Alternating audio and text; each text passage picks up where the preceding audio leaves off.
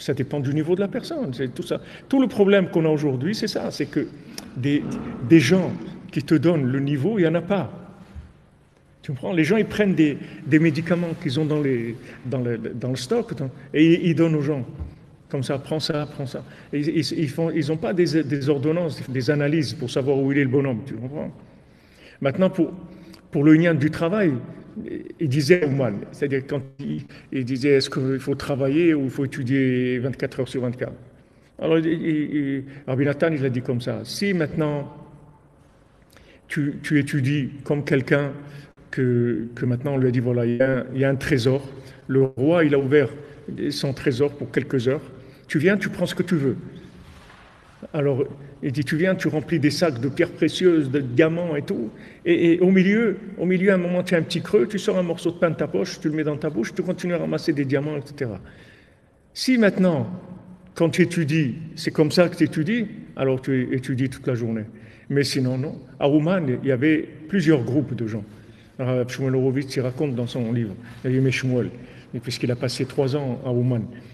Et il te dit que il y avait les Ovdim, ce qu'ils appelaient les Ovdim, ils étaient une trentaine. Mais il te dit, Rav Shmuel Shapir et Rav Shmuel Horowitz, c'était des malach, c'était des anges, c'était pas des êtres humains. Ils étaient à la synagogue depuis Motzei Shabbat jusqu'au vendredi. Ils rentraient chez eux que vendredi. Ils ne bougeaient pas de la synagogue. Le tzion et la synagogue, ils ne rentraient pas chez eux. Et ils ne mangeaient pas. Il fallait un chaque semaine c'était son tour de garde, qu'avant la shkia, il leur disait hey, il faut manger quelque chose parce que Rabbi ne veut pas qu'on jeûne. Ah bon, ok, allez, tac, il leur donnait un petit gâteau, un truc, ils mangeaient. Et ils ne mangeaient pas. Ils oubliaient de manger. Alors si tu es comme ça, vas-y. Mais si tu as 2 téléphones, un Cellcom, un truc, et tu te fais livrer la pizza et les trucs, il vaut mieux que tu ailles travailler. Non, il faut que tu saches où tu es, c'est tout. Maintenant, d'après la génération, 99% des gens, il faut qu'ils travaillent. C'est pas tellement de questions par rapport à ce qu'on est aujourd'hui. C'est sûr qu'il n'y a aucun rave normal qui va te dire d'arrêter tout, d'aller étudier. Le contraire. Un rave normal, il va te dire arrête d'étudier toute la journée, va travailler. Va travailler. Moi aussi, quand j'ai demandé à Rav Yitzhak, moi j'étudiais toute la journée. Il m'a dit arrête, va travailler. Et 7 heures par jour, il m'a dit. 7-8 heures par jour. Et petit à petit, après, il m'a dit, au début, il ne m'a pas expliqué. Après, chaque année, il me disait un peu. Il me disait, ton travail, il est plus grand que ta Torah. Quand tu travailles, c'est plus que quand tu étudies. Parce que ton travail, c'est Kiyum à Torah. Ton travail, il va faire que tu vas rester dans la Torah. Mais si tu rentres que dans la Torah, tu vas sortir. Tu vas partir. C'est pas pour toi. Et après, il m'a dit, tu n'es pas dans la madrega de servir Hachem toute la journée. C'est tout. Les gens, ils commencent, ça y est, on rentre, on commence. Ça y est, j'ai compris, c'est ça qu'il faut faire et tout, mais il faut que tu vois si toi, tu peux faire ça. C'est pas ce qu'il faut faire. C'est toi, qu'est-ce que tu peux faire. C'est ça qu'il faut que tu regardes.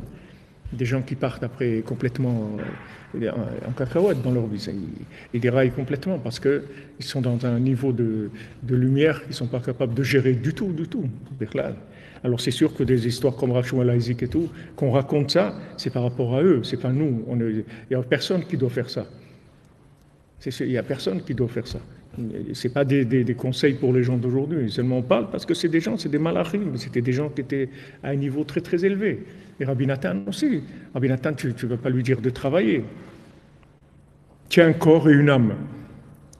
Il faut voir dans la société combien il y a de parts pour le corps, combien de parts. Quand le corps il est à 80% des parts, il faut que tu respectes ça.